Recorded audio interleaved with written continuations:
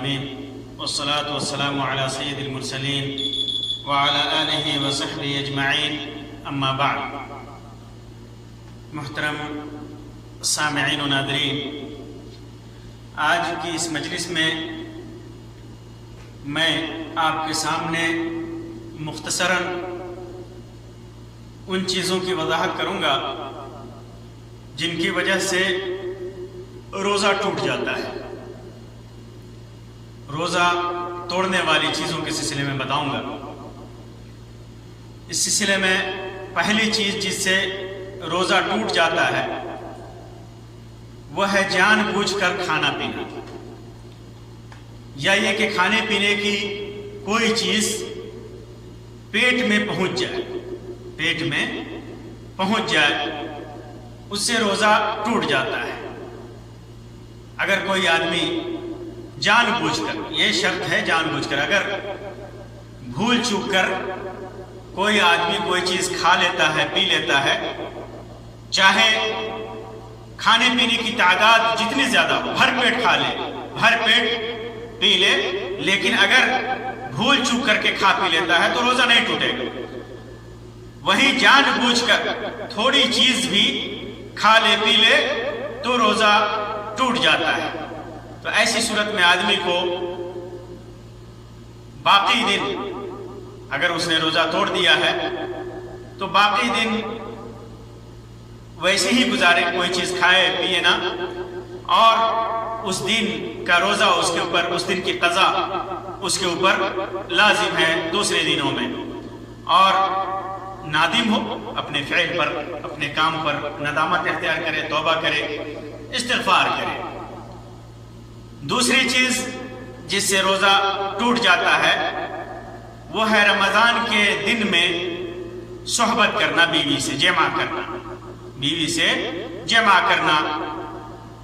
کوئی آدمی اگر اپنی بیوی سے رمضان کے دن میں فجر طلوع ہونے کے بعد سے لے کر سورج غروب ہونے سے پہلے تک اپنی بیوی سے صحبت کر لیتا ہے، جمع کر لیتا ہے، تو اس کا روزہ ٹوٹ جائے گا۔ یہ روزہ توڑنے والی چیز ہے۔ اس دن کی قضا اس کے اوپر واجب ہے، اس دن کی قضا اس کے اوپر واجب ہے۔ قضا کے ساتھ ساتھ کفارہ مغلظہ بھی ہے۔ کفارہ مغلظہ کہتے ہیں ایک گردن آزاد کرنا، اور اگر غلام نہ ملے، لونڈی نہ ملے آزاد کرنے کے لیے، جیسے کہ آج کل کے زمانے میں ہے، تو 2 مہینے کی لگاتار 2 مہینے کا روزہ رکھنا، 2 ماہ کا لگاتار روزہ رکھنا، صیام و شہرین متتابعین، لگاتار 2 مہینے کا روزہ رکھنا۔ اگر اس کی استطاعت نہیں ہے تو 60 مسکین کو کھانا کھلانا، 60 مسکین کو کھانا کھلانا۔ لیکن اگر آدمی اتنا مسکین ہے، اتنا غریب ہے کہ اس کی طاقت بھی اس کے پاس نہیں ہے، تو پھر اس کے اوپر کچھ نہیں ہے، وہ نادم ہوگا اپنے کیے پر، توبہ کرے گا، استغفار کرے گا، پھر کبھی ایسا نہ کرنے کا عزم کرے گا۔ اسی میں جو آدمی بھول چک کر، اس کو پتہ نہیں ہے کہ رمضان شروع ہو چکا ہے، یا بھول جاتا ہے کہ ہاں رمضان ہے اور بیوی سے صحبت کر لیا، تو اس کا روزہ صحیح ہوگا۔ جیسے آدمی بھول چک کر کے کھا لے تو روزہ پر اثر نہیں پڑے گا، تو ایسے ہی یہاں بھی اس کے اوپر کوئی اثر نہیں پڑے گا، اور یاد آنے پر اپنے فعل سے، اپنے کام سے باز آ جائے گا، اور اس کے اوپر کوئی چیز لازم نہیں ہے۔ تیسری چیز جس سے روزہ ٹوٹ جاتا ہے وہ ہے انزال المنی، حالت بیداری میں منی خارج کرنا، چاہے انسان کسی بھی طریقے سے، ہاتھ کے ذریعے سے یا کسی اور ذریعے سے، یا یہ کہ بیوی سے لپٹ کر، چمٹ کر، یا بیوی کو بوسہ لے کر، یا ایسا کام کرے جس سے عام طور پر منی کا اخراج ہو جائے جان بوجھ کر، تو ایسے آدمی کا روزہ فاسد ہو جاتا ہے۔ روزہ ایسے آدمی کا فاسد ہو جاتا ہے، اور اس کے اوپر اس روزے کی قضا ہے۔ چوتھی چیز جس سے روزہ ٹوٹتا ہے وہ ہے کھانے پینے، ایسی دواؤں کا انجیکشن لینا جو کھانے پینے کے حکم میں ہے.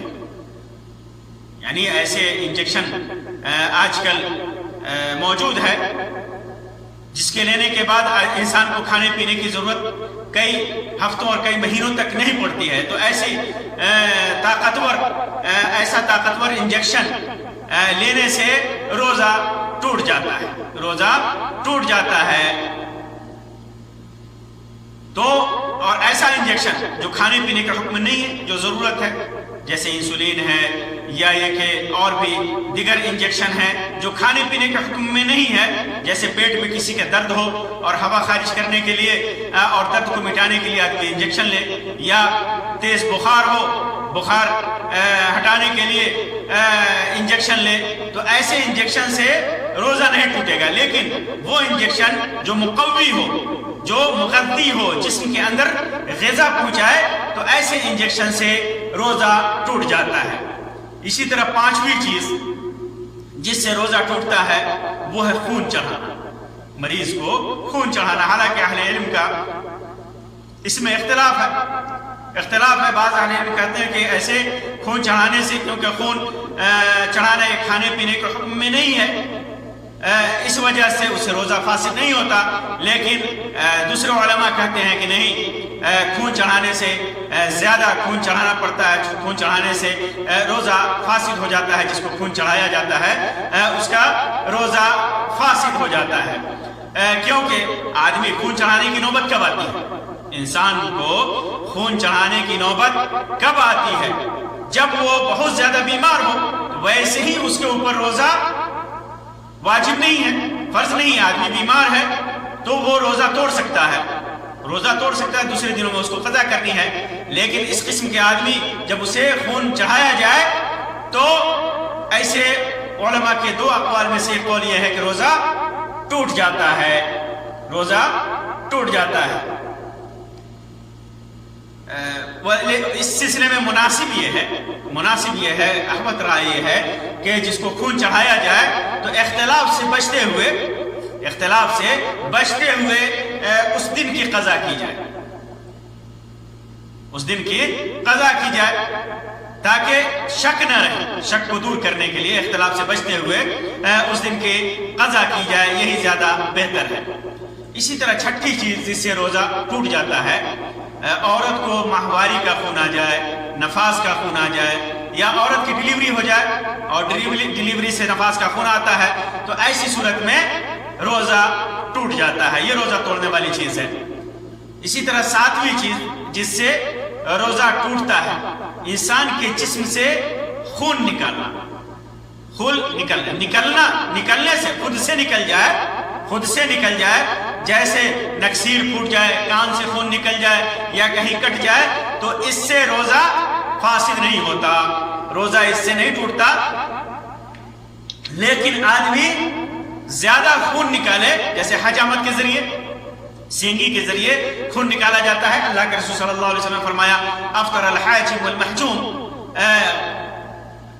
سینگی لگانے والا جس کو لگایا جائے، دونوں نے افطار کر لیا، یعنی دونوں کا روزہ ٹوٹ گیا. امام ابو داؤد وغیرہ نے، امام نسائی نے اس کو روایت کیا ہے. علامہ البانی نے اس کو صحیح قرار دیا ہے. حالانکہ اس سلسلے میں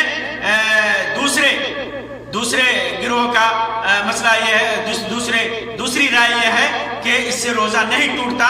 اور اس سلسلے میں حدیث وہ پیش کرتے ہیں، اللہ کے رسول صلی اللہ علیہ وسلم نے رمضان کے دن میں حجامہ کروایا تھا، لیکن آپ نے روزہ نہیں توڑا. آپ روزے سے تھے، اس حال میں آپ نے حجامہ کروایا. احرام کی حالت میں، حج کے ایام میں بھی آپ نے حجامہ کروایا. تو معلوم کیا ہوا کہ نہیں ٹوٹتا، لیکن علماء نے اس کو منسوخ مانا ہے. تو کسی دوسرے کو زیادہ مقدار میں خون کا عطیہ دینے کا حکم یہی ہے کہ اگر پچھنی اور سنگی کی طرح خون کی مقدار زیادہ ہو تو اس کا روزہ ٹوٹ جائے گا. لہذا اس بنا پر اگر روزہ واجب ہو تو پھر زیادہ خون کا عطیہ دینا جائز نہیں دینا چاہیے. لیکن اگر کوئی خطرناک حالت میں خون کا محتاج ہو، ایسی حالت پیش آ جاتی ہے کہ اس کو خون دینا ضروری ہے، اور اس کا بلڈ گروپ ایسے آدمی سے مل رہا ہے جو روزے سے ہے اور بلڈ بینک میں بلڈ بھی نہیں ہے، اور دینا ضروری ہے، اور اتنا انتظار مریض نہیں کر سکتا کہ سورج غروب ہو جائے، اتنا صبر نہیں کر سکتا، انتظار نہیں کر سکتا، اور ڈاکٹر نے فیصلہ کیا ہوا ہے کہ اس کو خون دینا ضروری ہے، تو اس حالت میں خون کا عطیہ دینے میں کوئی حرج نہیں ہے، لیکن احتیاطاً وہ آدمی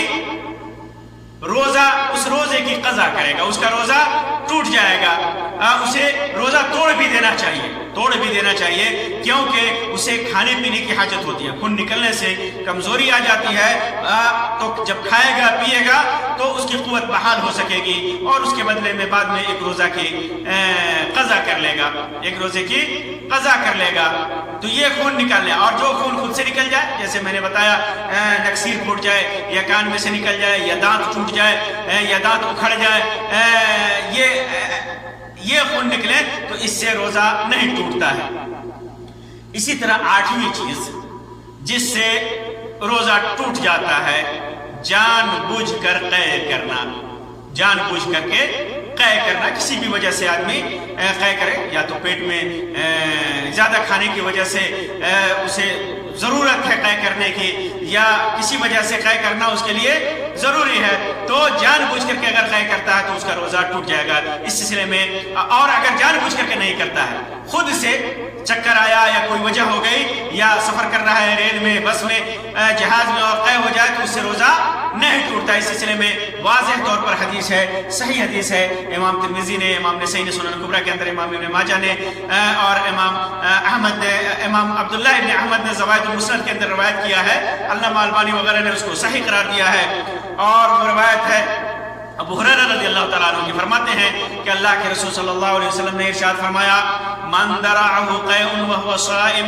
فلیس علیہ قضاء، جسے قے ہو جائے خود بخود اور وہ روزے کی حالت میں تو اس کے اوپر قضا نہیں ہے، وَإِنِ اسْتَقَاءَ فَلْيَقْضِ، لیکن اگر جان بوجھ کر کے قے کیا ہے تو اس کی قضا کرے۔